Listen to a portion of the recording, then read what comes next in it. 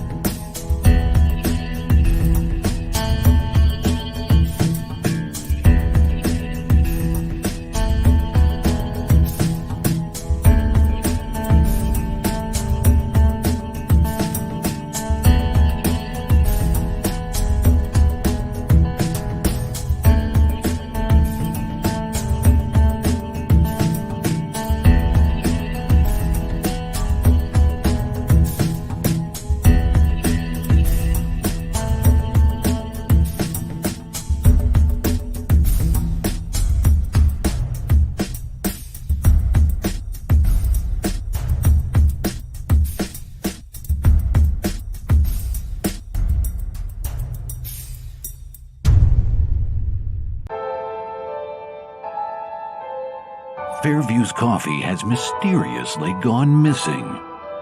Mayhem ensues when strange, coffee-craving zombies plague the city. Detective Mickey Potatoes, an overworked public servant, uncovers why ordinary citizens are losing their minds and how to stop the coffee apocalypse. But it involves the mafia. And when you're dealing with mafia crime families, nothing is ever easy.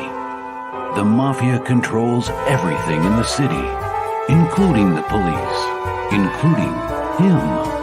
If he breaks the mafia, they will break him. So, the city is without coffee. The city is burning before his very eyes, but he's powerless.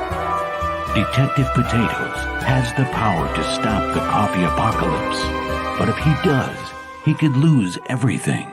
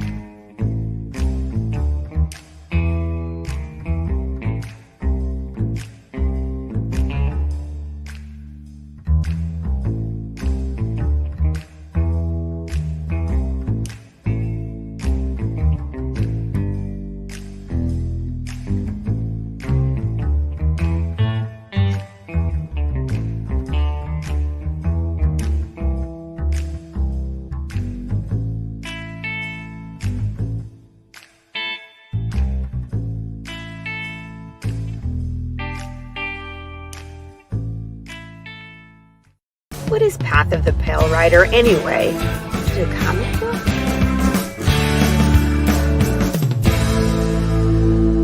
No, that's not it.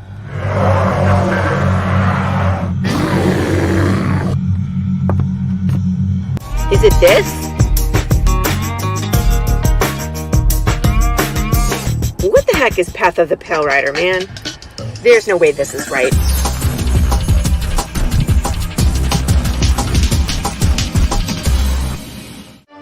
How about this? I have no idea. We're gonna rob a bank. Oh, it's this.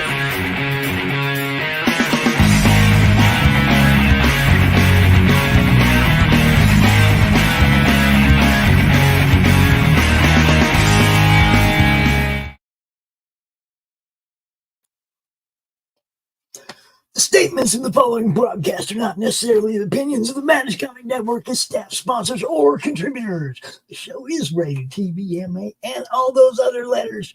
Viewer discretion is highly advised. And Doc says, read it again, but I'm not going to. How you doing, everybody? Welcome to the Monday Madness. You know what I say? It's the show that can take you just about anywhere. Where do you want to go? I want to start off real quick with, I guess I want to start off real quick with sending this guy the link because he's our second guest in the second half of the show. So there you go. What's up? There it is. There's that link. Mr. Dirk, what's happening? I don't know if he's necessarily watching yet, but now he has the link. So we got Dirk Manning going to be here about 5:45, everybody. So you're not going to want to miss that. Our boy from the Horror Movie Club, Brian Christgau, should be popping in here sometime soon. I told him 5 o'clock or sometime shortly thereafter. But since he's not here, there is something I want to show everybody that I just found out about. And this doesn't happen too often, but it happens once in a while where something will show up and I didn't know about it. Okay, now my friend Andrew has a cover on this campaign. Unholy Nightmare, #1. I'm going to drop the link in the chat. You guys can go check it out. Well, I'm going to drop it in the chat. You guys can go check it out. But Andrew Mangum is a friend of mine, does awesome work. He does cover for this one. So take a quick look at it. 150 backers, 151 backers. Looks got a trade and a virgin variant. $30 for the pair. Unholy Nightmare. Dolan and Aurelio Mazzara, the artist and writer of Born of Blood 5 and 6, have teamed up for an all-new series. All right, a masked vigilante and a Chicago undercover cop stake out drug exchange, exotic and strange. Drug in question embroils them in an underworld of monsters and demons that they couldn't have possibly imagined. Yeah, I like it. All right. Check it out, guys. Got a chance to win 2 lucky backers. Chance to win. Will receive a piece of original art. Joint campaign for a chance to win. Here's some of the interior art.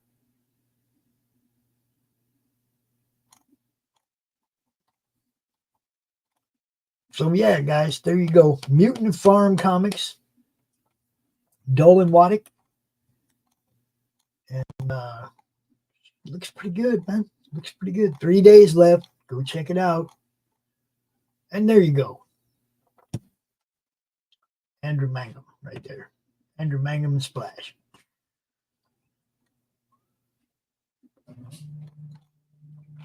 And this just popped into the madness today, and I'm like, 3 days left. Don't give me a whole lot of time to work with, but you guys know what I do. I still go out and tell people about it. So you saw me drop this on Twitter. You see it in the group on Facebook. So there it is. Now you've seen it on the show. Go check it out. Don't know where my guest is. Where you at, B?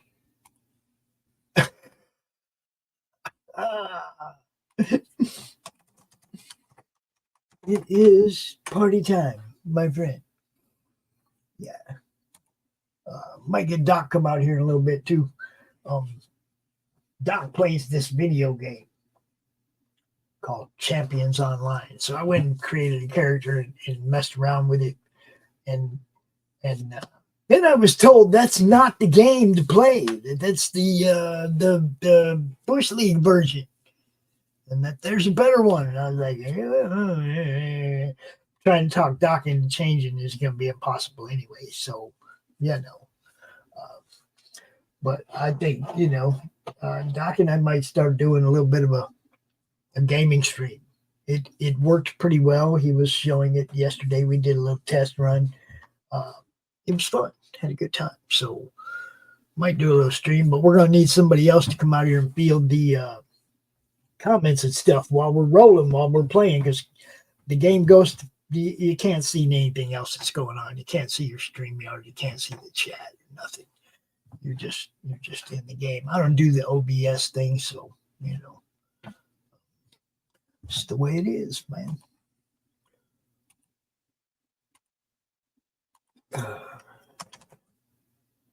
So I don't know where Brian is, but he does a lot more than Six Gun Gorilla, guys. And I wanted him to come out and talk about it, talk about some of the other stuff that he's doing,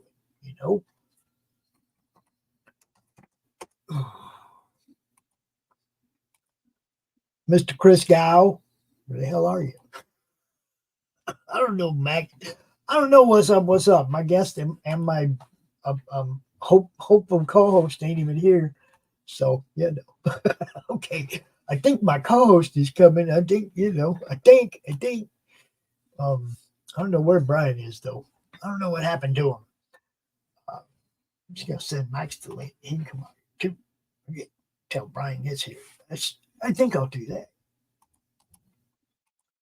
I think I will do that. Max, you want to pop in here till I got a guest? You can do that, brother. So I ain't just dying out here. You guys know I'm no good at this alone. It's never been my forte. I've always been, look, even way back in radio, I wasn't the front guy. I was the side guy on the phone, cracking jokes on the side. That was what I did. I'm not, I'm not the best at the front guy. I was just like, it's really hard to explain how I got involved in this. It was just like trying to help people get seen because they didn't have no tables or nothing. And, it's not like I had to plan to come out here and be the big guy on the network in 4 years later or whatever. You know what I mean? It's like it's always just been something I'm doing, not. I don't even know how to explain it. It's weird. How you doing, Max? I'm good. Just hanging out. It's funny. You were out here with Doc earlier today. Yeah.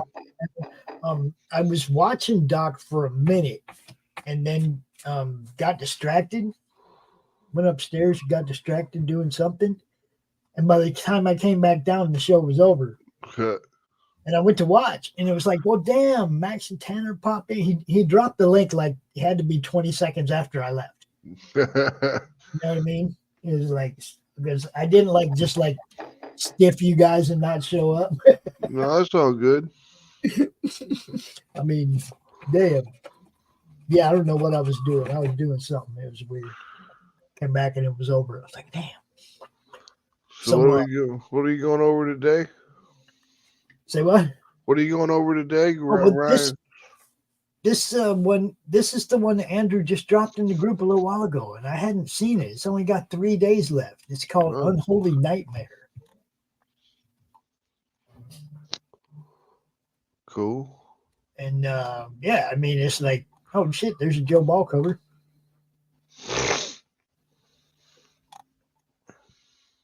Yes. See, this is the only time where I hate color. Mm-hmm. When there's that much line work, the color just washes it out. Yeah, sometimes. And man, it's like that's too good to get washed out like that. Mm-hmm. A good color is to save all that line work. Yeah, for sure. A good colorist will save all that line work. I mean, all the grading in the back of the door, that's gone. Yeah. And the colors. It's just, you know what I'm saying, Max. You know what I'm saying.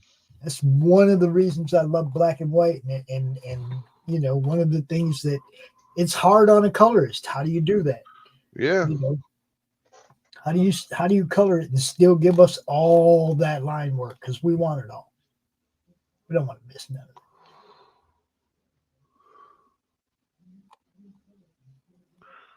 Good stuff, man. Oh yeah. Mutant Farm Comics, everybody. Unholy Nightmare, #1. All kinds of good stuff here, but there's only 3 days left. 151 backers, man. It's not bad. Number #1, hell no. This is real good.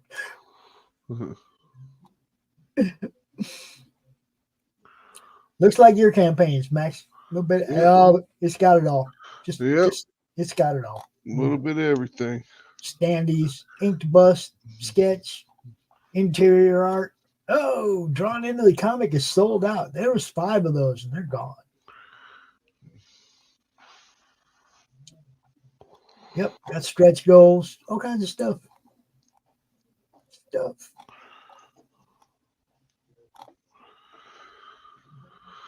So we'll be doing a show on Tuesday night called the BC Presents. It's going to be me and Pete and Phil and Johnny at the core. And what time is that going to be? 9 p.m. Central or Eastern time. I think that's a good slot. Yeah, that's a good slot. Is that going to be a network show? I don't know. We haven't really decided what we want to do with it yet. It's kind of a all around pop culture thing. What's up, Chris? What's up, Chris? Jim O'Reilly. We had people in the chat before the show commenting on my thumbnail because my thumbnail hadn't been updated yet. It still said 3 p.m. Eastern up above your head right there. So then Lou says, I think he's changing the time spot. Thumbnail needs fixed. And I was like, yeah, I'm fixing it. Just give me a minute for it to update. Brian, get in here. I sent you a link, dude. You're supposed to be you. You. I know. It's your time. Mr. O'Reilly is in the chat. He gave away a piece of art yesterday during the draw stream. Oh, nice. A Spawn and the Last Ronin. Yeah. Drawing he was doing. I saw the Spawn when he did. Yeah, that's the one he gave. Carol got it. Carol's colors. Carol's cookies. Carol's colors. Yeah, So we should have an appearance by Doc here in a moment. Cool. And then Mr. Christgau jumps on in here. We're going to talk about some other stuff. I mean, we all know about Six Gun Gorilla, but Brian does some other stuff just people don't know about, man. Yeah. Everybody just automatically equates him to Six Gun Gorilla. That's because that's a badass comic book. Yeah, but it's like he got some other badass stuff he does too. Yeah, but Six Gun Gorilla is fucking great. No, Brian, go read it. Your time is 5 p.m. I even sent you a message that says show up at 5 or slightly thereafter. Slightly, meaning like within a few minutes. Now is good. Dirk is at 5:45, bro. Dirk Manning is at 5:45. It even says that in the description, dude, on the show on your channel.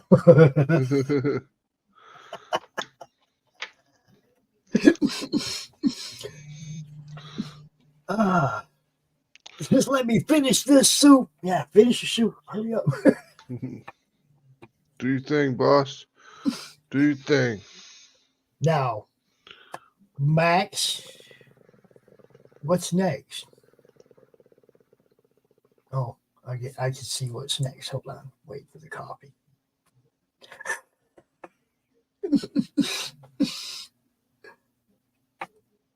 Is that good?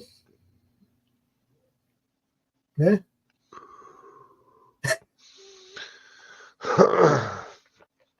What's next for Atrocity Press? Yeah. We'll be fulfilling Ninja Bimbos versus Zombies from Deep Space probably next week or the week after. Johnny's got a lot of stuff going on next week, so we may have to wait till next week after. Do it on a Wednesday. It only takes us a day or two to do a fulfillment, so we're pretty quick. And then after that, we're pretty much done for the rest of the year. I mean, the artists are still going to be working, drawing pages and stuff like that, and we'll be approving art. But other than that, we take the month of December off every year just for everyone to chill. And then starting in January, we'll have Mary Machine Gun Dark America #1. Then January or February, we'll have Love and Madness. In March, we'll have Human Hunters #5. And in April, we'll have Ninja Bimbos versus Zombies from Deep Space #4. And then in May, we'll have Lady Blasphemy. They just keep kicking them out over there at Atrocity Press. Yep. That's how they do it. Make the books. Making books. That is kind of what we're supposed to do.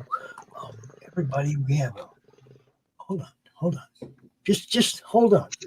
Sit right down. So just sit right down, relax, open your ears real wide and say, give it to me straight, doctor, I can take it.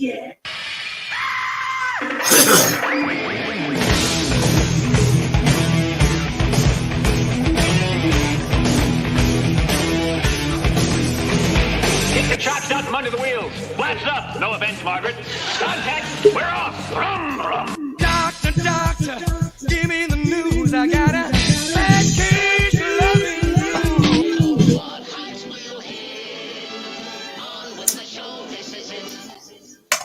What's up, everybody? What's up? What's up, Doc? Look, right away. Right on the heels of the doctor. Right on the heels of the doctor. Dishpan hands. Holy cow, that's Brian Christgau. Yeah. Hello, fellas. What's going on? Hold up. Look. Twins. Hey, man, you can't grow your hair right. Don't grow it at all. Thanks for your kind words, Max. You're too kind. Max is like, hey, as long as I still got this, I'm good, right? You know, Yep. I was thinking about, because I could rock a skullet, theoretically, right? Mm-hmm. And the skullet, of course, is long in the back and nothing on top. None in the front. Yeah. The serial killer cut. Right. But you'd see like, Vickers in like 1800s England rocking that, right? Even some of our founding fathers rocking I was going to say Benjamin Franklin. Yes, rocked the skullet. So maybe one of these days I'll rock the skullet again. I mean, look, I always had kind of thin hair, but I didn't start going bald until about 40 or so, late 30s maybe.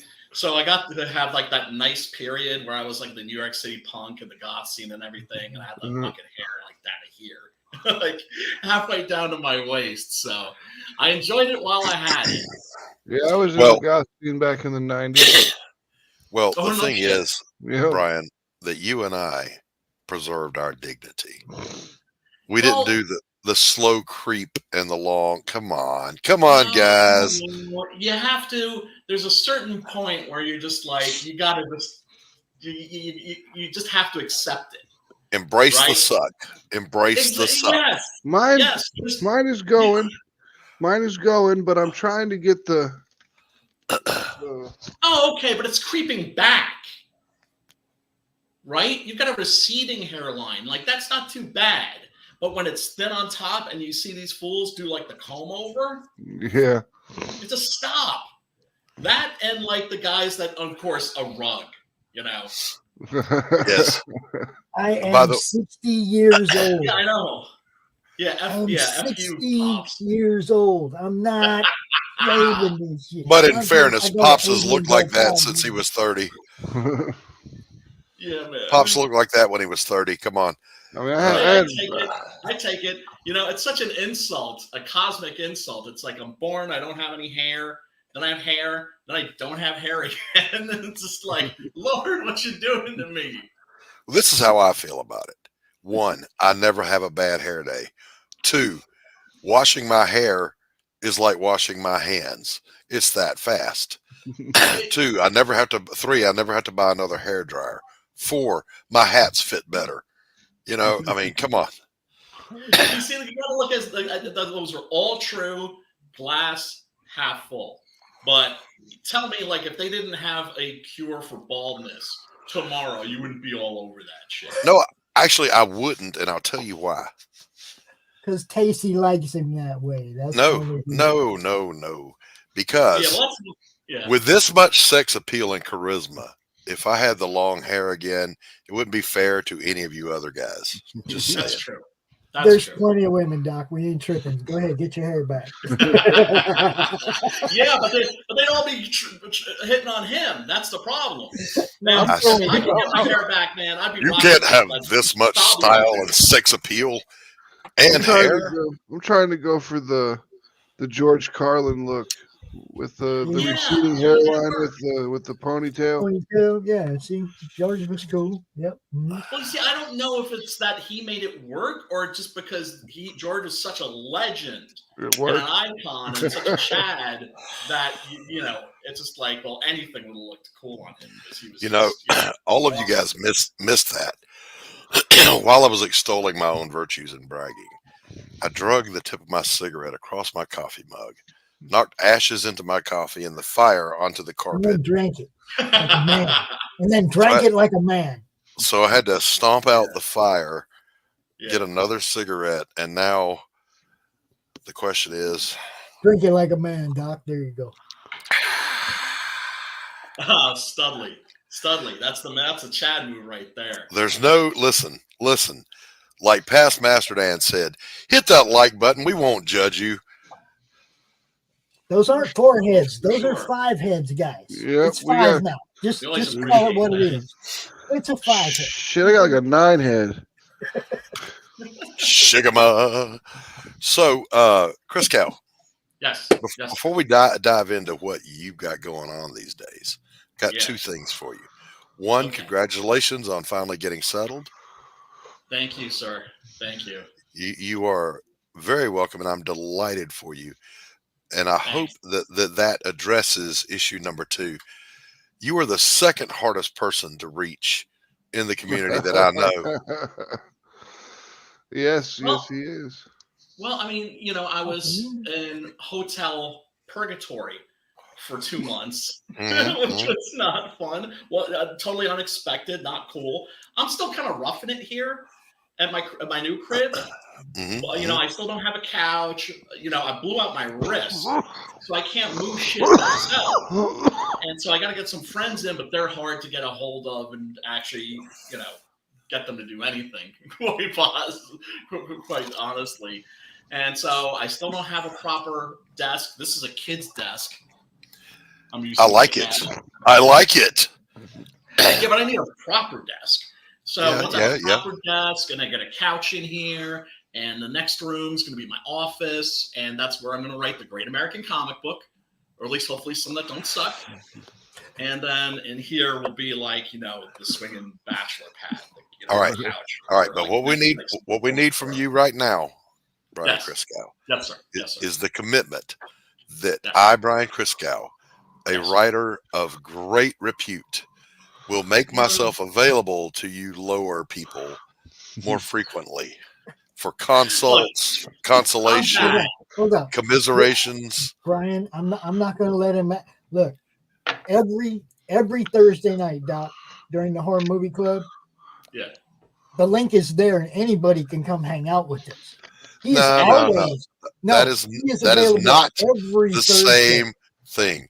Because we talk about everything, dude. Look. When I'm trying, easy to get a hold of. You just show up on Thursday. That's all. When I'm trying to get free consultation. Don't harsh my gig. Dude, just hit me up. DM me. on the twatters. DM me on the twatters. That's actually the easiest way to get in touch with me.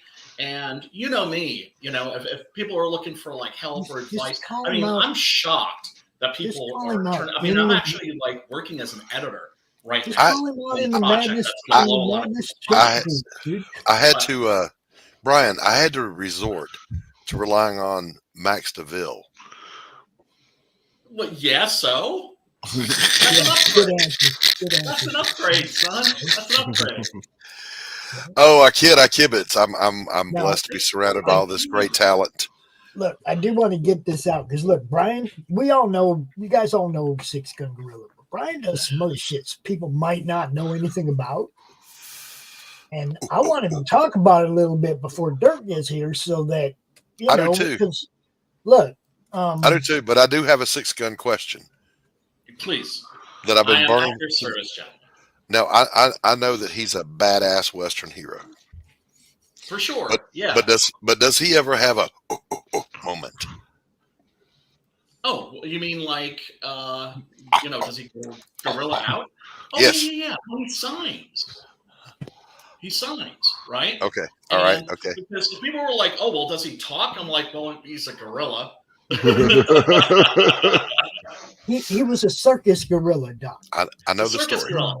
So he signs. They taught him to sign. Not like any other gorilla, because there's a secret, actually, that I've revealed on like previous streams. I'm not going to reveal it on this one.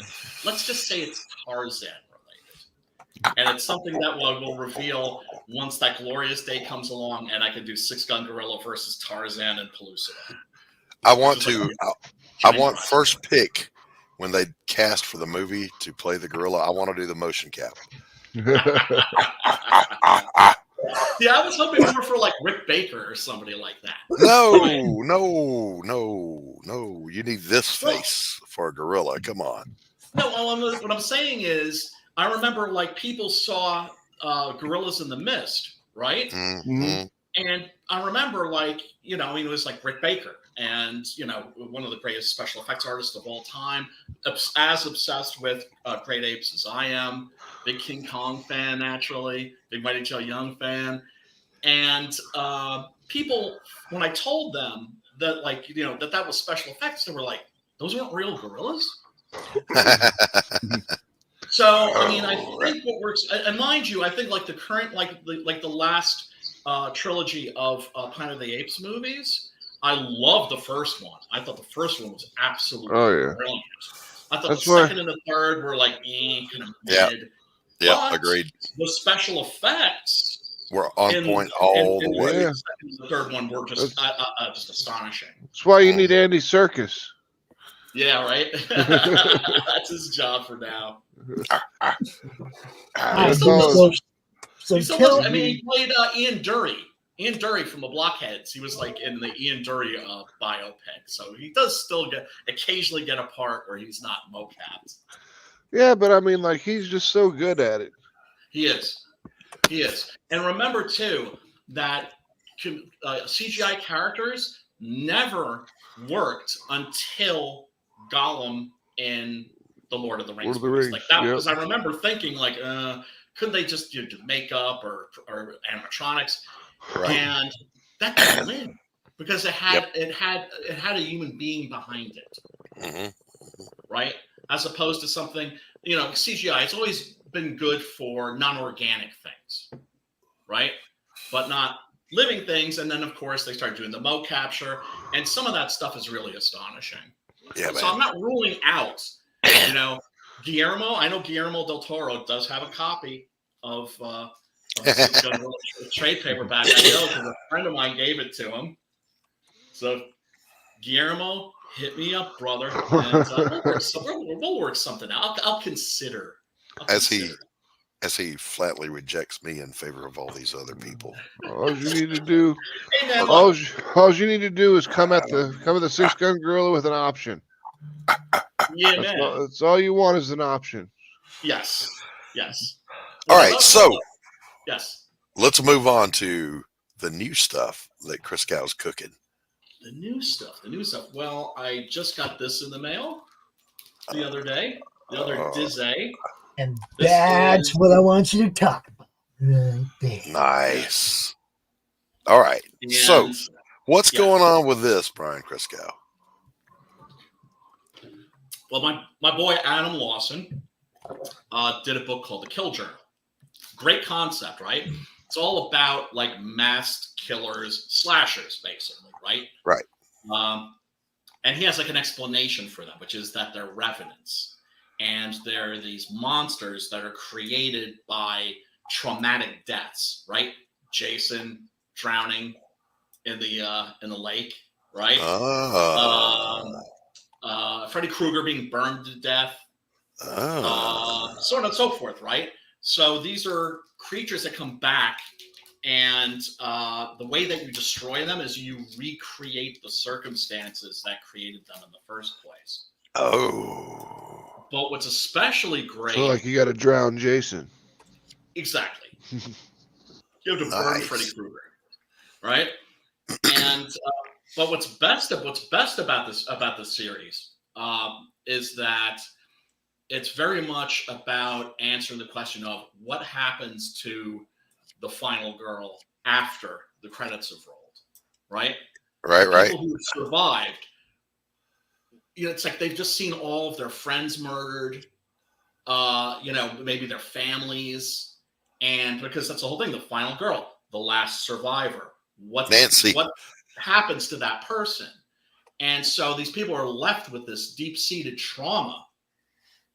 And the way that they're working it out is, at least this group of people, is they're going after these revenants, and they're trying to save people by putting these things to rest. And Adam always has this at the beginning of the Kill Journal. Are you a victim or a survivor? Nice.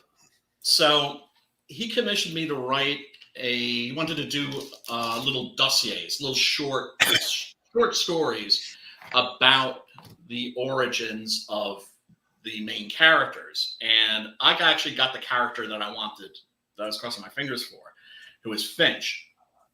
Finch is a young man who was raised as a fighting dog, basically a human pit bull, by his fiend of a father. And so I wrote the story. It was a 6-pager. And Maxi Diallo and Mike Spicer did the art. Maxi doing the pencils, and Sean doing these absolutely fantastic, absolutely beautiful colors. And this introduces also Mr. Crispy, who I'm very happy to say actually has ended up being kind of like the favorite out of all the different revenants. I'll take it. That's like, it's pretty cool. And he did such a beautiful job. And I always do this, I'm sorry. But yeah, like you see that final frame at the bottom. Nice. He's failed at saving his father, because to me, that's the really messed up thing, is that he still loved his father, even though his father was, monstrous to him. And, so shadow is like the shadow of a crouched dog. Right. And people were like complimenting me on that. And I was just like, I didn't write that. That was Nazi. And that's the thing about when you're working with an artist, you don't want somebody that's just going to do your story justice. You want somebody that's going to take it to the next level, that's going to make your script better.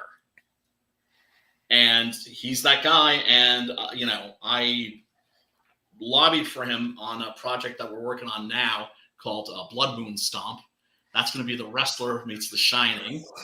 All right. Right.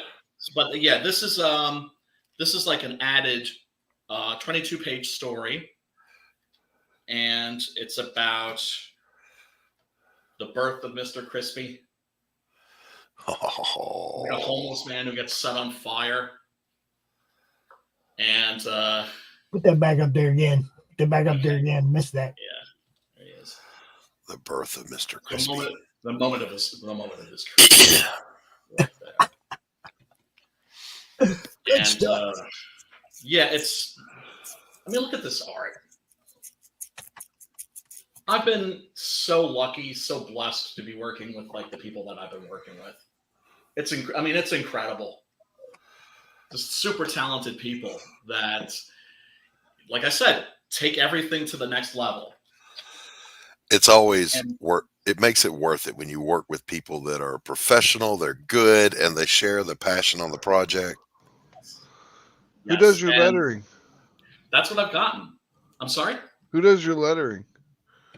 This was lettered by Adam himself. Oh, okay. And Adam is just a joy to work with. He's worked with. I don't want to boast about this, but I do have to mention. I actually introduced him to this whole community, and he's given work to me and a bunch of other people too, which is nice, fantastic. And he's just a joy to work with because, the way that I approach something was, if I'm writing something for myself, it's very different than if I'm writing something on commission, if I'm writing something for a client. Right. And so the way that we work is that we bounce ideas around, right? Like he kind of gives me he's like, okay, I want the origin of Mr. Crispy. I'm like, okay, and I'll come up with something, and then I bounce the ball back to him. Then he makes some suggestions, bounces the ball back to me, and his suggestions are always on point. Like his storytelling instincts are very good. I'm much better than him at pacing. So we kind of gel in a very good way. And of course, it's always about the finished product. Right. You never hear a hit. All the people I work with, not a single one of them have I ever heard, well, no, we'll go with my idea because my idea is better because it's my idea. Right. Because who gives a fuck, as Sergeant Fryer said. Who gives a fuck? No, the reader doesn't care. They don't care who came up with what. They just care about the finished product. They just care about the comic book, and that's all that matters. I just want to know I love what I spent my money on. I just want to know that. Yeah, check this out. It's like a beautiful, metallic sheen. Yep. The Kill Journal, yo. Yeah, man. Signed by Maxie and Adam. Maxie, whom I've never met, but if I ever run into, look, I'm a hugger to begin with, so anybody I meet at conventions, you're all getting fucking, you're getting a man hug whether you like it or not. Christgau bear hug, whether you want it or not. Yeah. But you can taser me or something like that.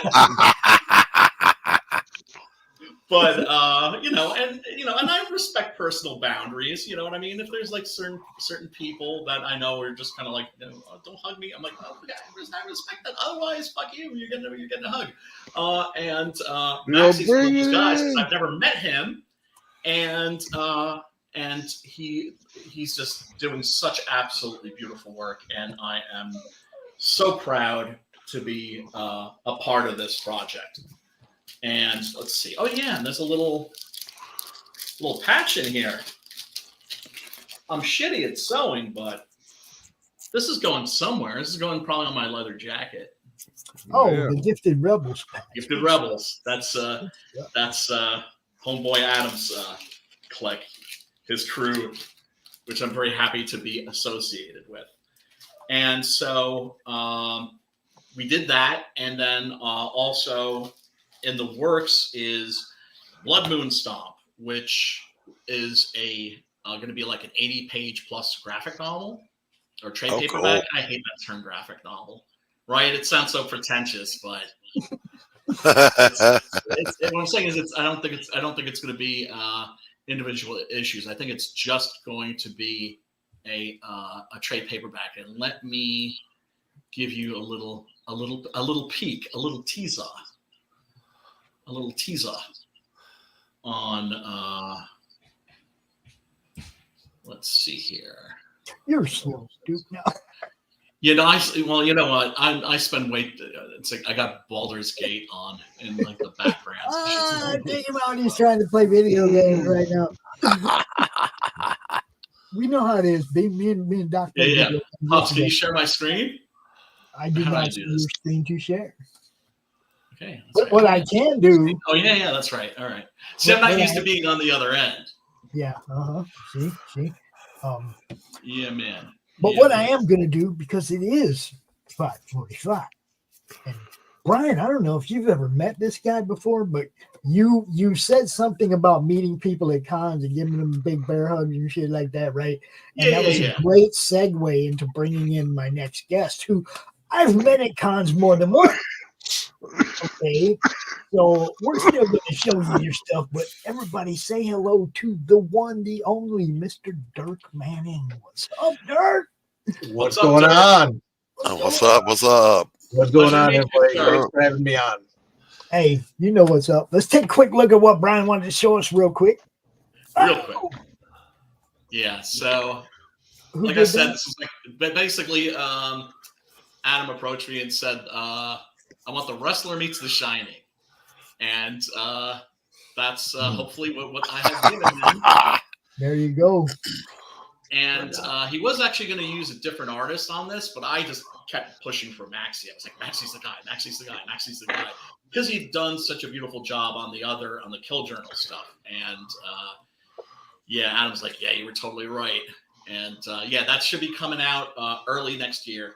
And I got a bunch of other stuff, some stuff I can't even be talking about. So that's the way it's supposed to be, right? You got to always have. Look, every time I talk to Dirk, it's the same way. Every time I talk to Dirk, it's like he'll be like, "Well, I got stuff I can't tell you about."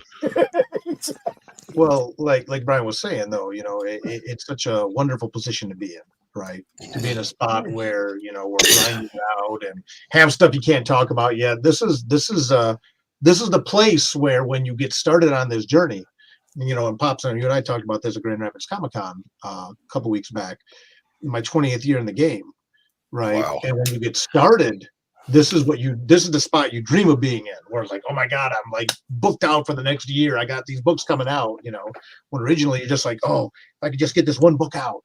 It's like, I get the next one out. Yeah. And now, being 15 months ahead of schedule and having books that you can't even talk about yet. That's living the dream, man. That's living the dream. Yeah, man. Yeah, boy. And, speaking of that, look at this, Max. He's pulling Atrocity Press numbers. He's pulling Mary Machine Gun numbers right here, dude. That's my people. I didn't put that money into this. I didn't. I'm very grateful that people are responding to Hope and the second volume of Hope.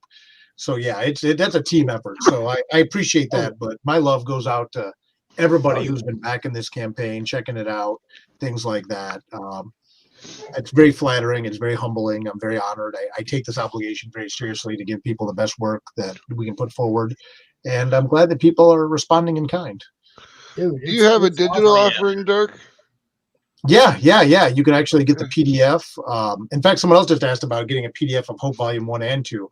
But if you scroll down, we do digital. I was just going to say, what was the digital backers? How many digital backers did you get? I would have to look on the screen, to be honest. I don't know. Digital Hope 22 backers. Yeah. See, that's good, because like my last campaign, almost 50% of my backers were digital. Oh, right on. And that, while cool, because I don't have to print and ship anything, I just send it out to them. Right. I lost a lot of money because I need those people to be buying the physicals to make my money back. Well, yeah, and it's interesting too. When I do a Kickstarter, and it's been like this since day one with me doing Kickstarters, when I do a Kickstarter, I always offer a Kickstarter exclusive hardcover edition of the book, right? You can see a little bit of my office. I'm surrounded by books, right? It's like my own personal library in here. I love books. And what I'm doing with Hope Volume 2, which people can check out at aheroforhope.com, or any campaign, is I offer a Kickstarter exclusive hardcover edition of the book but you can only get the hardcover edition for the duration of the Kickstarter. So if we end up selling 250, 300, whatever, 50 hardcovers, we print that many, and that's it. We print a little bit of overage, obviously, for damages. Yeah. But the only way you can ever get the hardcover edition of the book is via through the campaign. After that, we offer a trade paperback edition. In fact, on this campaign, one of the things that's cool is if you back the campaign for any pledge level that includes at least a hardcover, one of the things that we're doing is we've unlocked a Kickstarter exclusive wraparound cover. They'll be exclusive to the hardcover.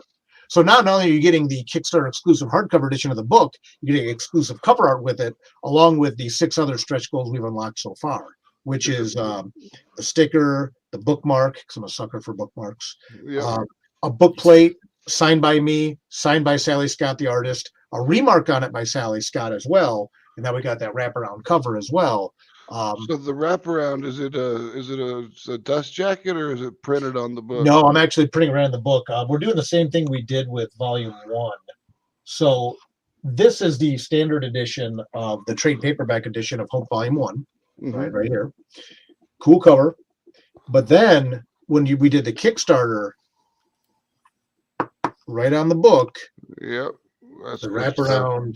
Yeah, I like that. Right, right, and yeah, dust jackets are cool. But to me, whenever I go to read a book, as a dust jacket, what's the first thing you do? You take it off. You take it off, man. No, you take that damn dust jacket off. It's in my way.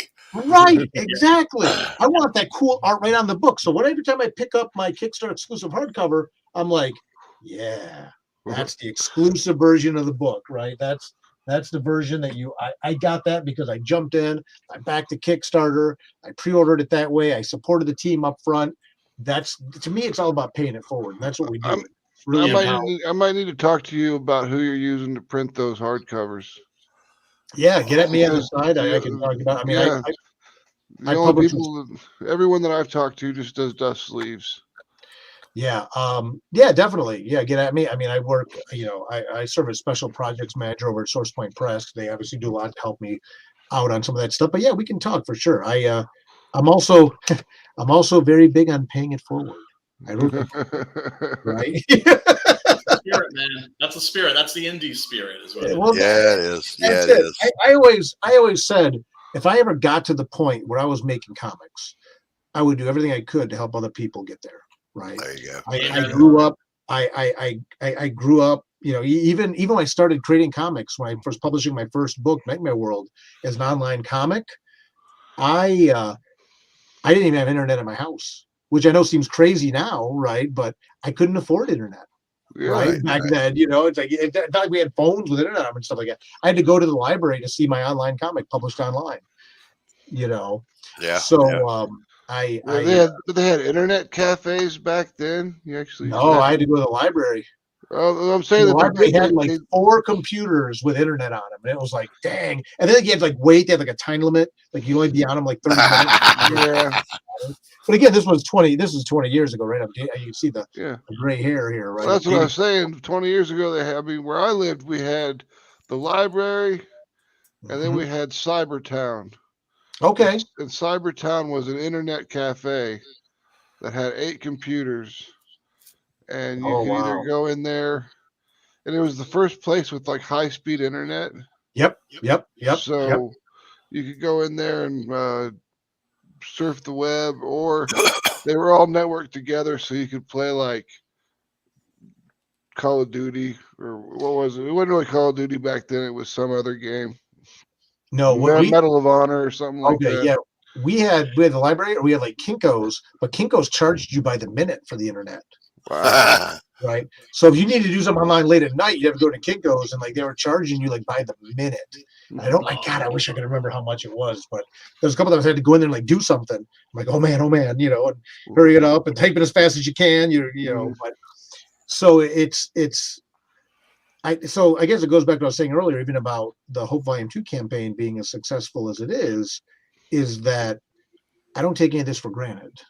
Right. I'm very, and especially, coming from not having internet in my own home to now being able to sit here and live stream with all you guys and talk about this, or bring my work out through SourcePoint Press and offer Kickstarter exclusive hardcovers, and know that we can make these books possible, and know that people will enjoy them.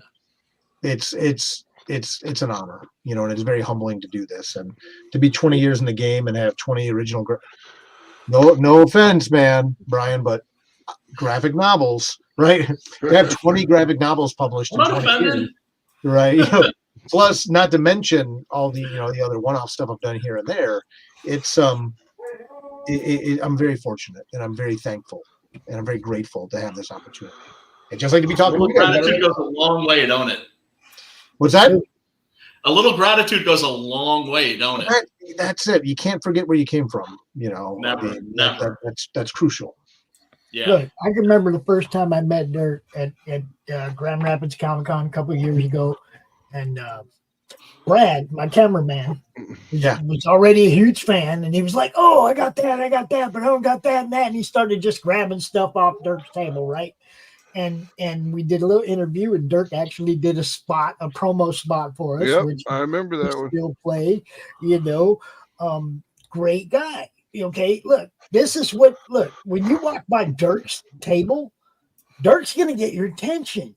He's trying to promote what he does. He's trying to sell books. It's what you're supposed to do. He's not sitting on his chair with his head down looking at his phone, right? He's there to interact with people and sell books. He's like, that Comics Con that I went to, that was he's all, hey, dick face. Shit. Because I was just like, where's your hustle? Where's your Well, convention? it was funny because we did that promo spot twice, right? Because the first time he said Comic Madness Network or something, he said, and I was it was late in the day, man. I was burned out. And I was like, no, it's the Madness Comic Network. So we did it again. But the camera angle, you could see the guy in the booth next to him, behind him, and he had just heard this, and he's listening to it again, and he's just smiling. He's like, this is so, you know what I mean? It's like even the people around him and the tables around him are affected by his enthusiasm and what he does, and it's awesome.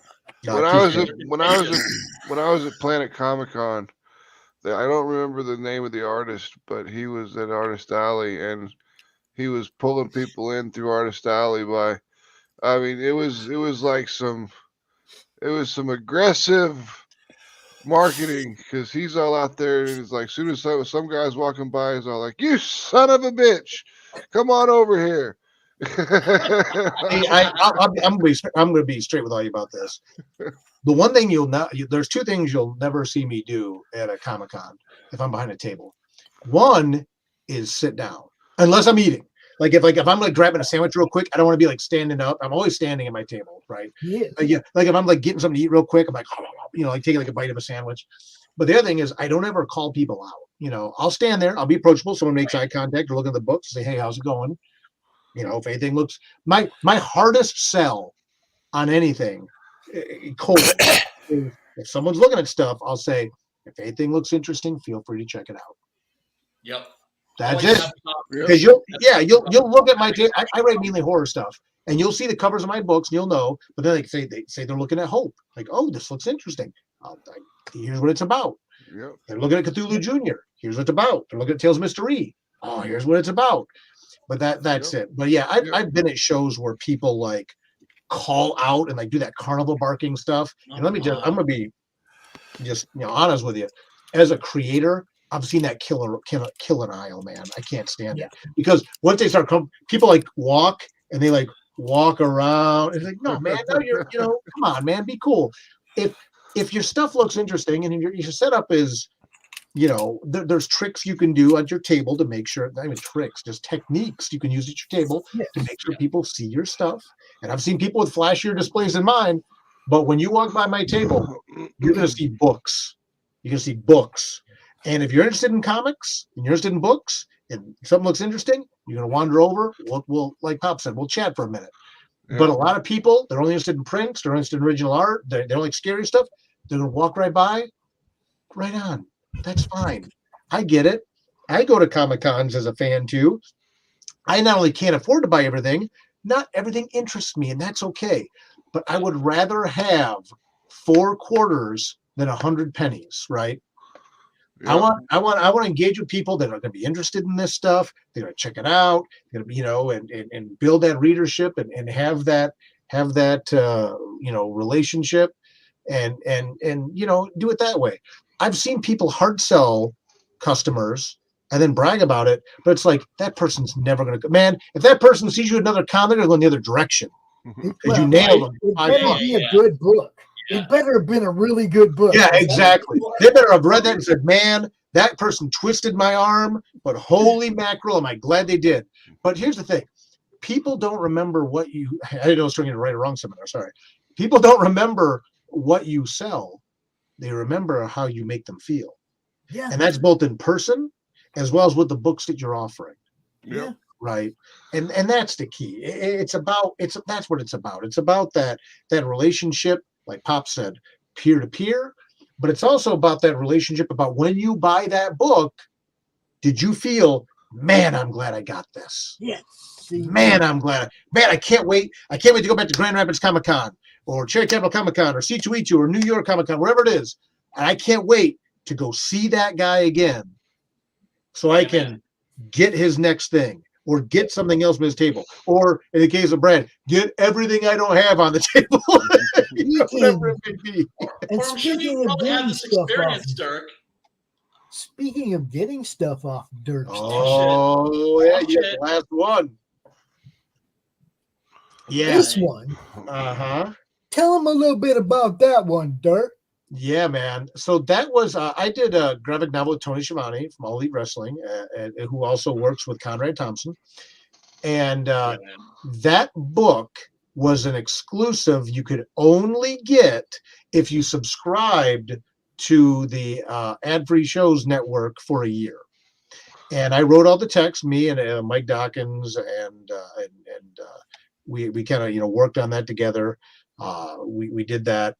And what ended up happening is I got a couple comps, and then I have a box on my table a lot of times. It shows of like rare stuff and out of print stuff, And originally, I'm just gonna true confession. I'm a bit of a hoarder with my own stuff. Like you can't see it, but over here I have like a spinner rack that I'm filling with all my work. And then I've got, so that's like my public copies, right? But then I've got like my private like copies. Like I'm building the world's coolest, estate sale when I die, But it got to a point where I realized, do I need 5 copies of everything I've done? Especially 20 years in the game, that's a lot of space. Or do I need like 2? So what I did is I started going through all my personal vault copies and started sprinkling them out in there. And then it's cool because like Pops was saying, he got this really cool book that is out of print. You cannot get that book unless you subscribe to Ad-Free Shows for a year, and it was a giveaway. Well, a giveaway in exchange for the yearly subscription. That was it. But it makes me so happy to like see that, Pops can come and get that book, this wrestling book that's so awesome. Or sometimes if I have overages from like a Kickstarter exclusive comic I do, there's not many. It might be like 4 or 5. Brad, he said something to the effect of, check out that box. I'll cut your deal. Yeah. And we both grabbed something out of that box, right? Yep. And right. Oh, dude, look, was this the probably the highlight for me of everything in that box, without a doubt. I didn't even go through the whole box though. As soon as I saw that one, like, that's what I want, right? It was like I pulled that. I was like, okay, I'm good. I got the one I want. It didn't matter what else was in the box. You see what I'm saying? I was like, yeah, I think Brad picked up a bunch of Tales of Mystery stuff that, again, we had a little bit of overage on some of the old Kickstarter exclusive comics. I sneak them in the box. They're my overage copies. Everyone got theirs. They're not going to do me a good sitting here. I'm not going to burn them, but they brought him a lot of joy. And then, like you said, hooking you guys up, because you guys do so much to pay it forward to creators and stuff like that. Man, if I can pay it forward to you, that's what it's about. And just like people that come every year to certain shows to see me, I'm going to do everything I can to hook people up, because, capitalism's all well and good, but at the same time, I appreciate people making this possible. The fans, man. Look, Oh that's God. a lot of people don't understand. I'm a fan of comics. That's how I got into comics. All this YouTube and everything all fell out of being a fan of comics. Absolutely. Okay? I'm not an artist or a writer or any of that.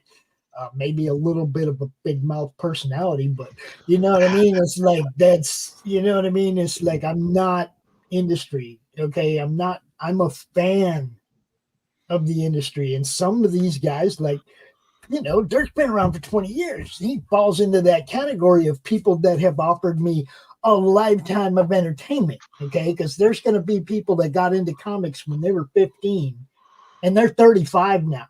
Right. And they're looking back going, I remember Dirk getting Dirk's comics from 20 years ago. Dude, man. You know I just had this happen. I want to say it was at New York Comic Con.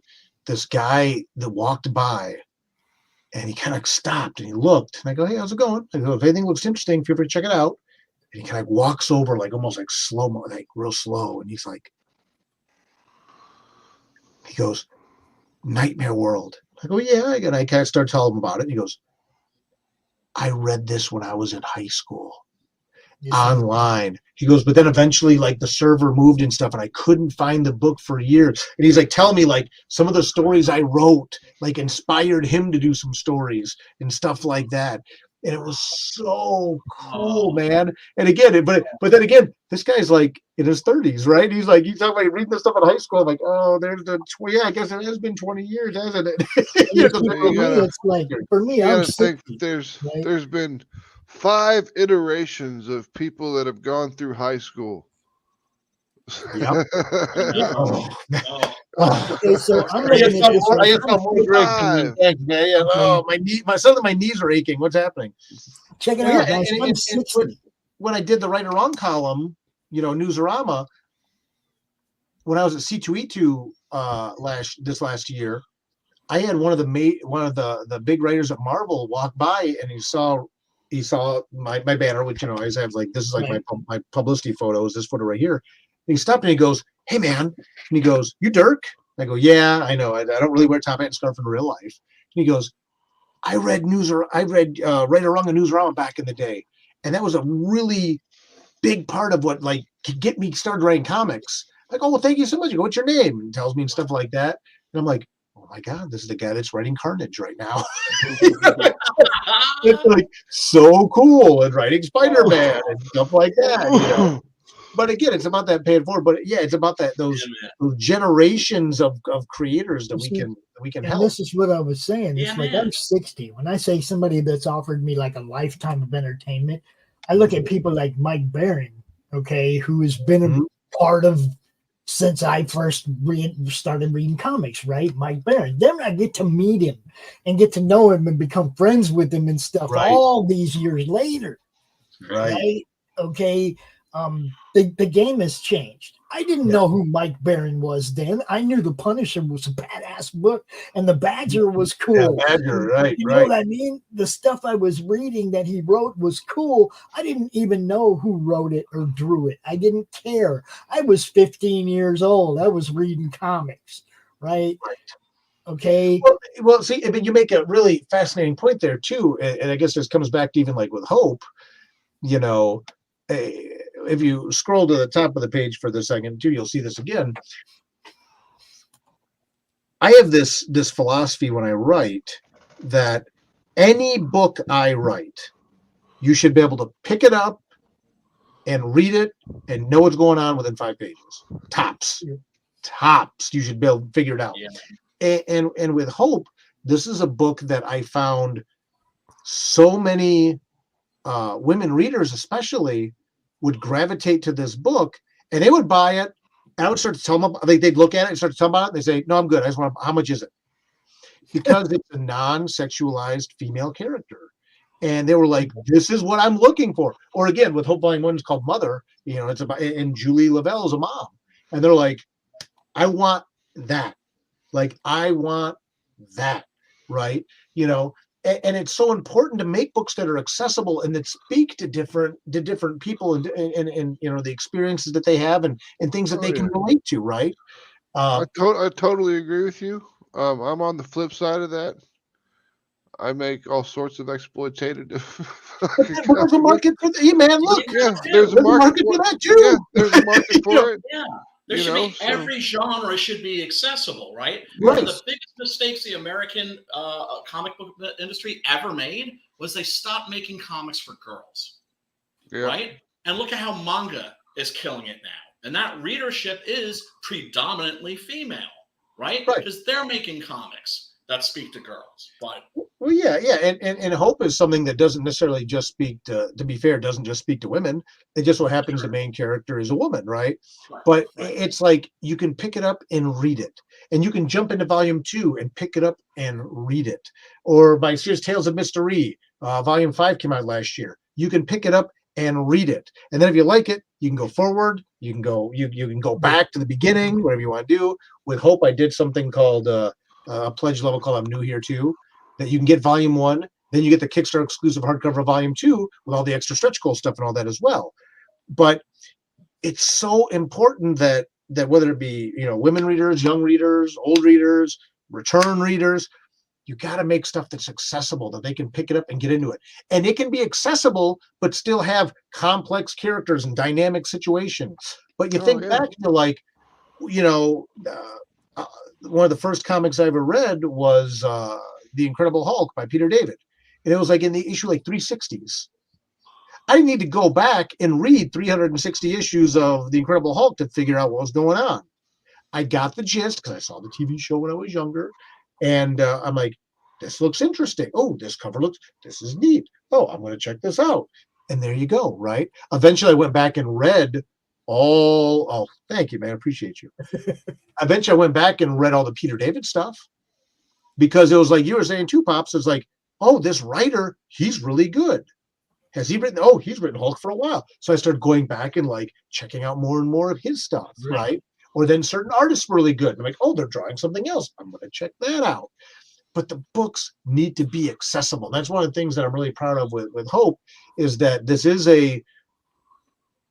Hope is not a superhero book. It's a book about a superhero. Right. And it sheds a lot of that baggage that comes, I think, with a lot of superhero comics. This is not a book about people in spandex punching each other. Again, that's okay. There's really good books about that. But Hope is about a woman who moonlights as a superhero, and what happens when in the first 5 pages, she has to reveal her secret identity to protect her family from a car accident. That's what it's about. And one of my longtime collaborators, Josh Ross, actually just by fluke, he'd never read Hope and went back and read the first volume. And he's like, wow, he goes, this is like a Dirk Manning story, but it's not because you mainly do horror stuff and that's there. But he's like, this is such a departure from what you do, but it's not because Hope, despite this aesthetic and Sally Scott's art, gorgeous, gorgeous art. Hope is legitimately one of the scariest comics I write. And this is the guy that writes Nightmare World and Tales of Mystery and, Love Stories to Die For and really hardcore horror stuff. I'm a horror guy. And despite this very beautiful, aesthetically pleasing cover, Hope is one of the scariest comics I write. And, because it's real. It's about this woman struggling with losing her anonymity and protecting her family. And in volume 2, especially, all the supervillains now know who she is and that she has a family and her identity is out there. And what are you going to do, when they come to your house? Stuff like that. It's kind of trippy that you take away her anonymity right away. Yeah. Like right away, she has to. 5 pages, man. This is who I am to my mom and dad and my whole family right there on day one. It's like a unexpected coming out party. Yeah. That's the hook of the story, right? Though. Right. Yeah, that's the hook of the story. I mean, that's pretty cool. And I'll be honest with you, that's the first hook. The end of the first issue. Again, talking about accessibility and bringing people back in. This is the end of the first chapter, the first volume. I'm going to kind of give it away. Not only does she lose her secret identity during the car accident, her husband gets put into a coma. And at the end of the first issue, Children's Services comes and takes away her daughter. Oh. So now you're looking at a story where she has superpowers and all this stuff. Not all villains can be punched. what you can do, punch out children's services, because they say, look, your kid's in danger right now. We need to step back and take her from you to figure out what's going to be best for her. Oof. What do? She can lift a truck. Yeah, I'm gonna be hitting the CPS officer in the head with that truck. yeah. Well, right. And you know what? And that's a real good theory. But what's it going to prove? You know what I mean? Though? Natural parental instinct. You ain't taking my kid. You know what I mean? Believe me. The first issue, like when all of a sudden she's in the hospital and she realizes, like, where's Anna? And stuff like that. And they're like, you need to calm down. You need to calm down, ma'am. And she actually pushes what she's like, I just want to see my kid, and knocks a guy through the wall. They're like, see, hold on. Have you ever lost your temper with you? And all these layers to it and stuff like that. And that's just the first issue of the first volume, right? And now we're doing the Kickstarter for volume 2 at aheroforhope.com.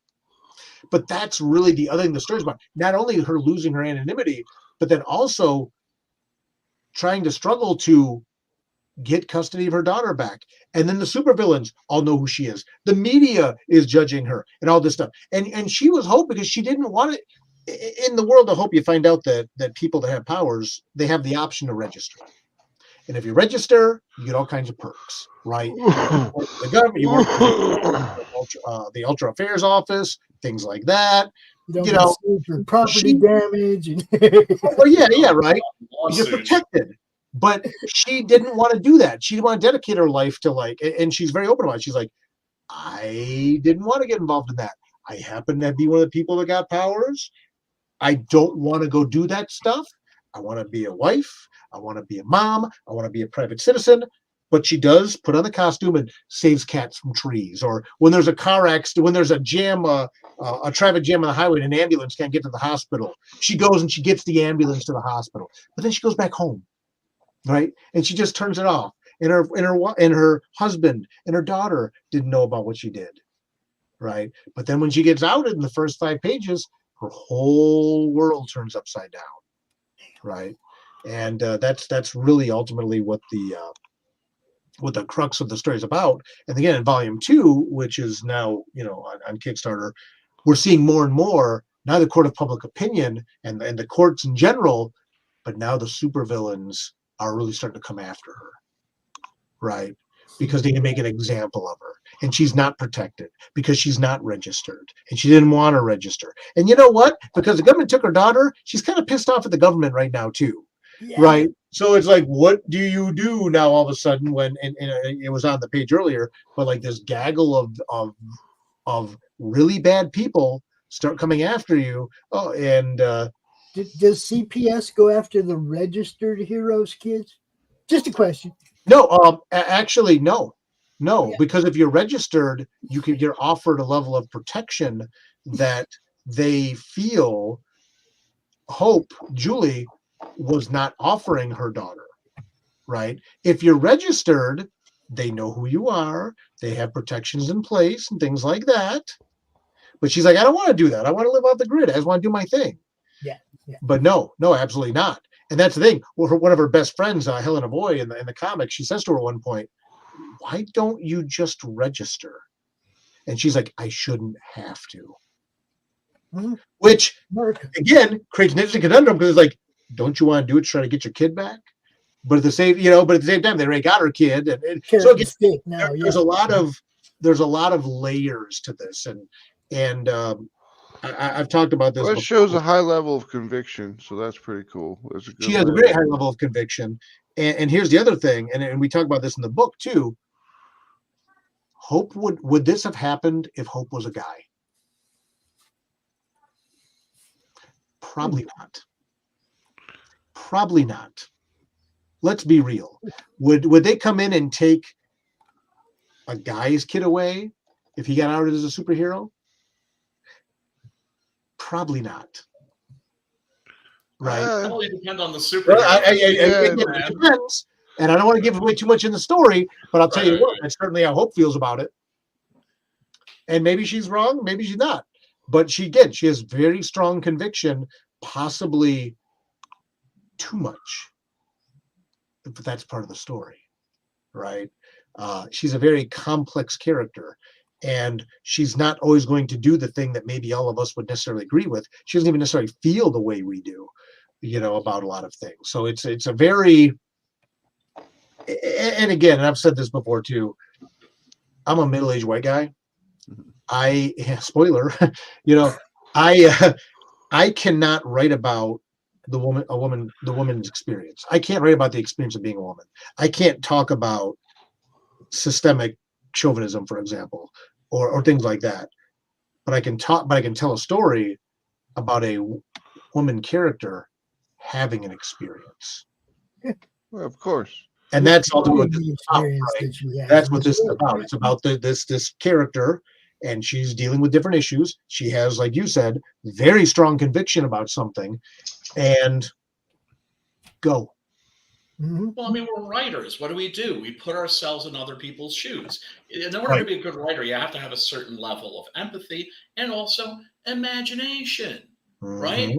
That's why it drives me crazy when they're like, oh, no, well, if you're going to write about this particular person or somebody from that culture, you have to be that person. I'm like, bullshit. Right?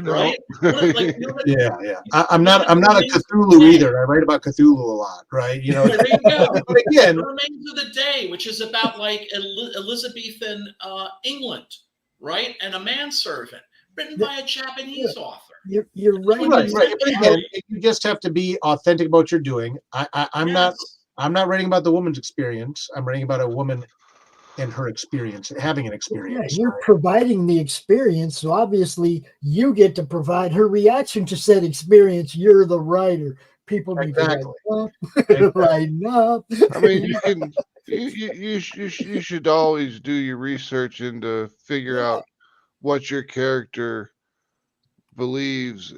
I mean, as you said, she's got high convictions. Like I said earlier, she's highly convicted.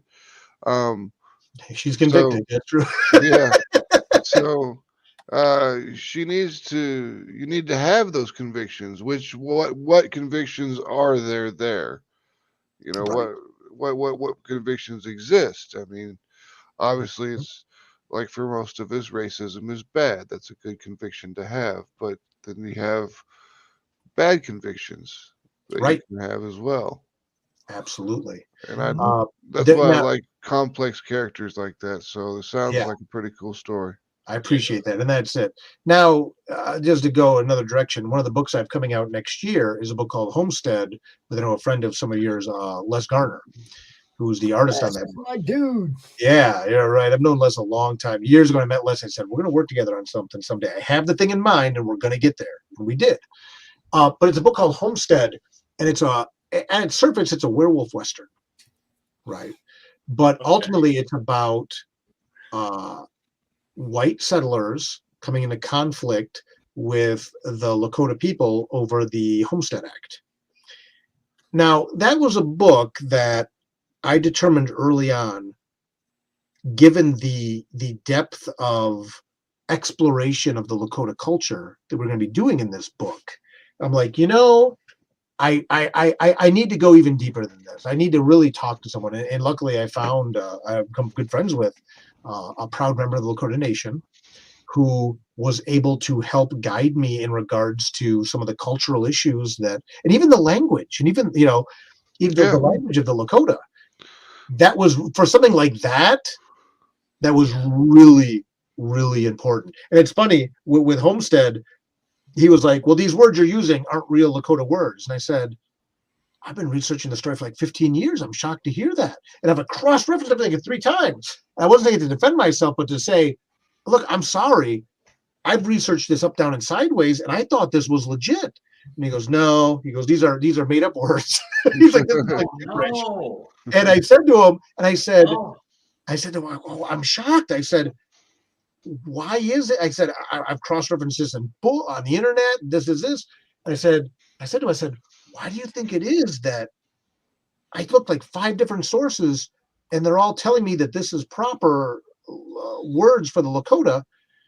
And he said something that just broke my heart, and it was so life-changing. He goes, people don't care. He goes, people don't care enough to make sure the Lakota language is properly represented on the internet. Yeah, And he was right. empathy is the enemy of everyone, Apathy. I mean, Apathy. Yeah, that was it. Not empathy. Like, wait a minute, what? Apathy, right? Empathy is the enemy of everyone. I hate everything. Yeah, right. But yeah, that apathy that was there, and that people just. Alan Moore used a term years ago in an interview that lives in my brain: the human centipidification of knowledge, right? It's like you just got everyone eating each other's shit and just regurgitating to the next person. One person put online, oh, this word is the Lakota word for a white person.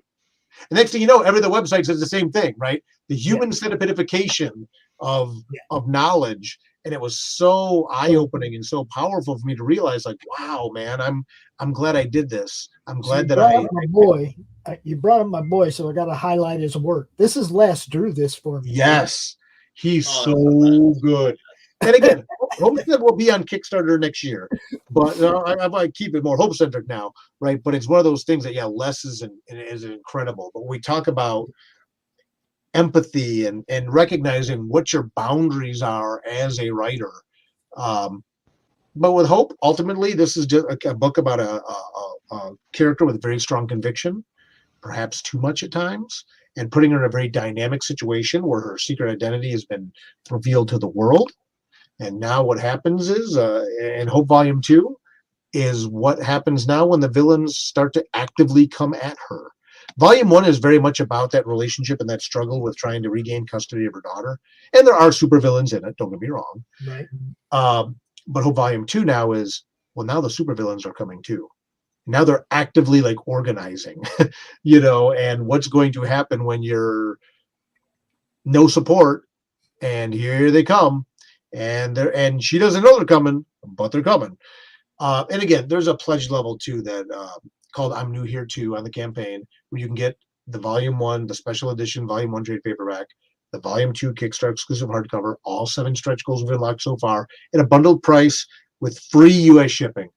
Everything on this Kickstarter campaign is free U.S. shipping. So what you see is what you pay.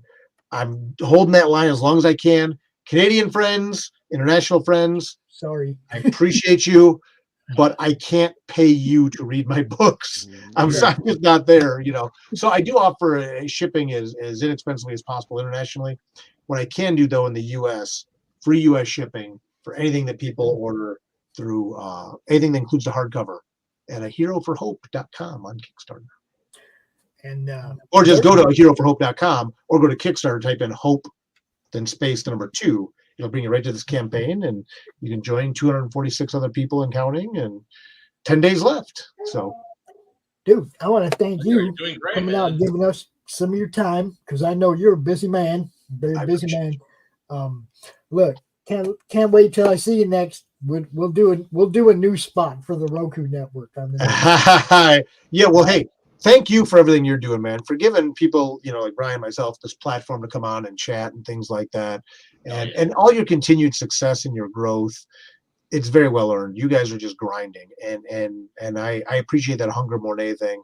And to those of you out there watching this, I'm on all social media at Dirk Manning. Look for the guy at the top end of the scarf. HeroForHope.com will take you right to the Kickstarter. You can check that out. If you're looking for something new, engaging, exciting, I encourage you to do so. But again, to all of you, I really appreciate you having me on. Thank you for this time. And I always look forward to seeing you on the road, my friend. So yeah, we'll be talking offline, and we'll talk soon. Everything you got going on. Look, also, right before you close this, make sure you get with me so we can do some kind of a last minute, before that. I would like that. Yeah. Okay. So, because we like doing closeout parties and stuff, man. That's part of what we do here. We hates it. We hates it. Now remember, empathy, not apathy. Empathy, not apathy. I actually posted something about apathy just the other day, about how it ruins everything if people don't care. As soon as they stop caring, it doesn't matter what it is, but the toilet has been flushed. Well, once we other someone, or once we start looking at people like objects rather than people, You know, it sounds so cliche, but it's true. Everyone's fighting a battle that most of us know nothing about. Yeah, right. And don't get me wrong, it's so difficult sometimes to presume positive intent. I get it. It's so difficult not to. Sometimes it's tough to like give grace. But I guess I'll close out with this. And again, this kind of like a right or wrong thing. I always share when people ask 3 rules of how to be successful in anything you're doing, including making comics, but anything else. And each rule is only 2 words. So I always tell people, if you remember these 6 words, you will greatly increase your chance of being successful in whatever you do. Now I'm going to tell you the old words, but then after 2020, I changed them. Now the original rules, and this relates to this whole conversation, my original 3 rules were work hard, because you're not getting anything in life without working hard. Yep. Be nice, all the reasons we just talked about, and then no excuses. You got to own your success. You got to own your failure. After 2020 and everything like that, you know, I realized I wanted to kind of tweak these a little bit and revise them. So now, instead of work hard, I tell people work smart, right? Okay. Pick your battles, use your advantages, even like you guys are doing, you know, you're going under Roku and stuff like that, you know, just work smart. Apply your effort in ways that are intelligent. They're going to maximize your returns. Right. You got to grind, but grind smart. We have so much technology now out there. We have so many opportunities. So now I say, work smart. And instead of saying be nice, I tell people be kind. Be kind. And the reason I specify that difference is nice people don't have boundaries. Kind people do. Right. Niceness doesn't have boundaries. Kindness has boundaries. Yeah. There you go. Right. Like and then the third thing is instead of no excuses, that was kind of rigid and kind of tough, kind of put yourself by your bootstraps, which again, I mean, I'm okay with that. But I realized ultimately what, to me, the third thing is give grace. Now more than ever, things are so complicated. The world is very difficult. We're all struggling. You know, I'm sitting here rocking out this campaign with 246 backers and things like that. Not like I don't have struggles. We all have struggles. So you give grace. So I tell people now, you know, work smart, be kind, and give grace. That's good. That's beautiful. Beautiful. That being said, thank you guys for having me on heroforhope.com.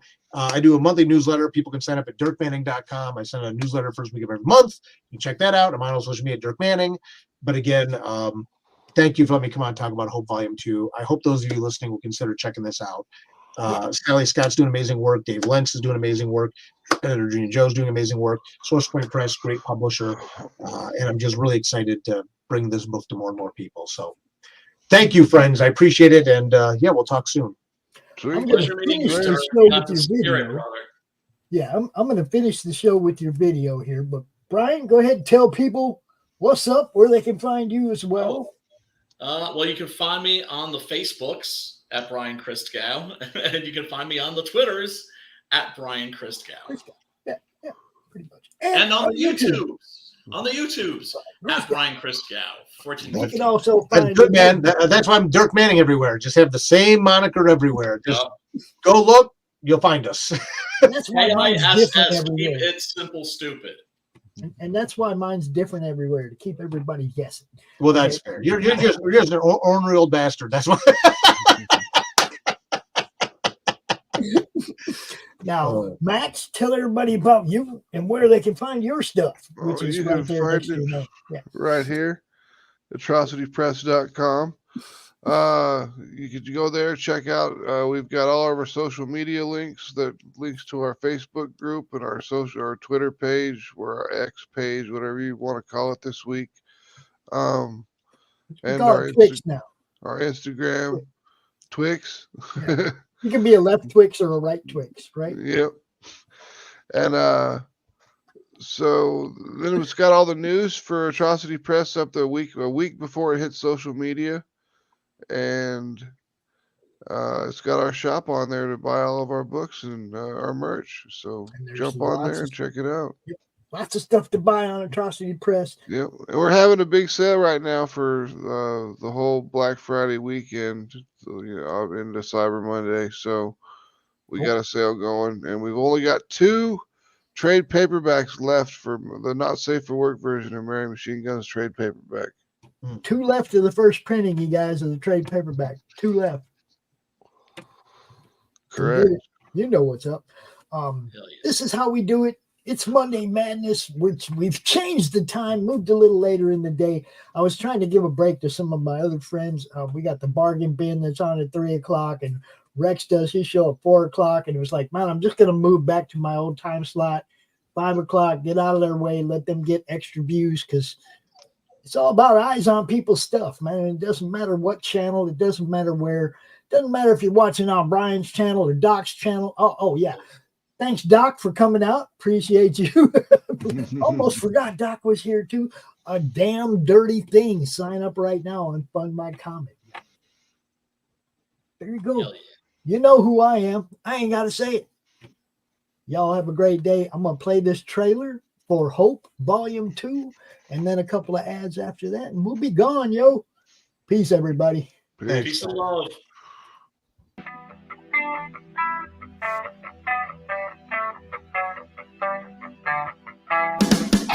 Hello, friends. Dirk Manning here. You may know me as the writer and creator of graphic novel series including Nightmare World, Tales of Mystery, The Adventures of Cthulhu Jr. and Friends, Butts and Seats, the Tony Schiavone Story, Twisted Haunted Highons, and Hope.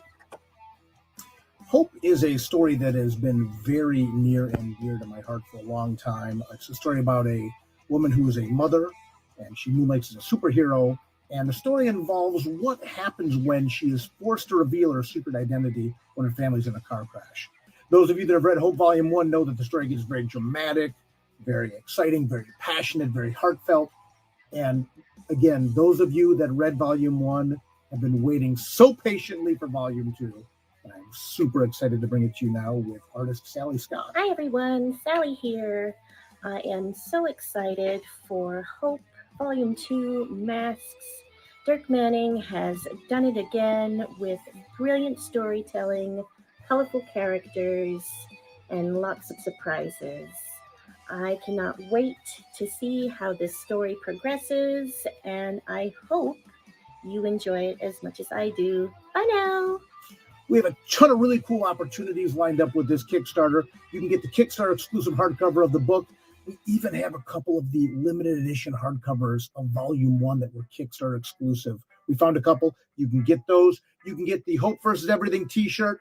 You can get drawn into the book in a cameo. You can even be featured in a pro story at the back of the book. All kinds of cool stuff here. And then, of course, we have a number of stretch goals as well. After you pledge for what you want, be sure to tell your friends to come to www.aheroforhope.com. Jump in on this campaign, whether you're a new reader and you want to catch up, you want to jump in right at Volume 2, you want everything so far. We really, really are excited and grateful to be able to offer you this opportunity to get the Kickstarter exclusive hardcover of Hope Volume 2. So, friends, thank you so much. Thank you to artist Sally Scott. Thank you to letterer Dave Lentz. Thank you to our editor, Drina Joe. Thank you to our publisher, SourcePoint Press. And again, thank you for supporting great creator-owned comics. There is a creature in the swamps. It lives to destroy. The beast they call Hogzilla. After his latest get-rich scheme goes sideways, Gary Duba, the quintessential Florida man, ends up with a stash of somebody's high-end memorabilia. His gal Crystal is on probation and preparing for the fight of her life, squaring off against Australia's Queen of Combat. Delilah's got her back in training, staying off rich foods and the nose candy. Meanwhile, Gary and his best friend Floyd have been hired to wrangle a massive, abnormally aggressive feral hog that's terrorizing the swamp and wrecking Gary's old neighborhood. Can they bag the elusive monster swine without destroying the Sunshine State? Reserve your copy of Florida Man vs. Hogzilla at FloridaManComics.com. We're bringing back funny books, y'all.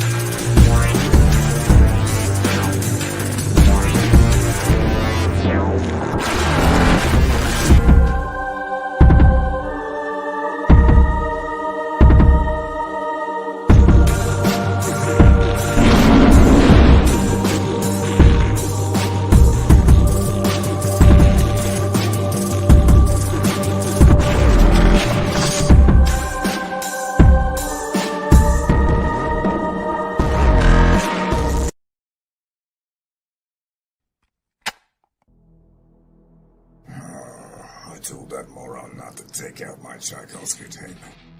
No matter, let's get started.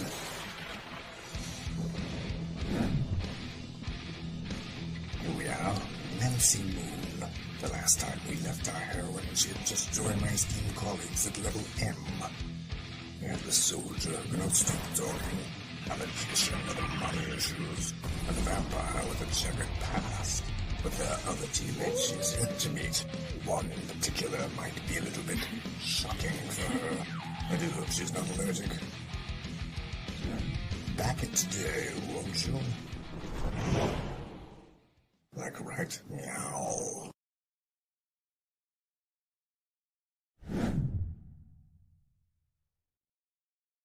Comic Books for Kids provides comic books to kids in hospitals and cancer centers across the U.S. It's a place where we can all work together to make sure every child has a comic book. 100% of all proceeds go towards the kids. It's about making a difference, and while they're in the hospital, allowing them to fly like a superhero, battle dragons, or rescue teddy bears. We are in every state in the country and now support over 160 hospitals. Every month, we add more. Visit cb4k.org. How do you end this thing? How do you put the where's the brakes on this bus? I forgot. Jazz hands. Jazz hands are done.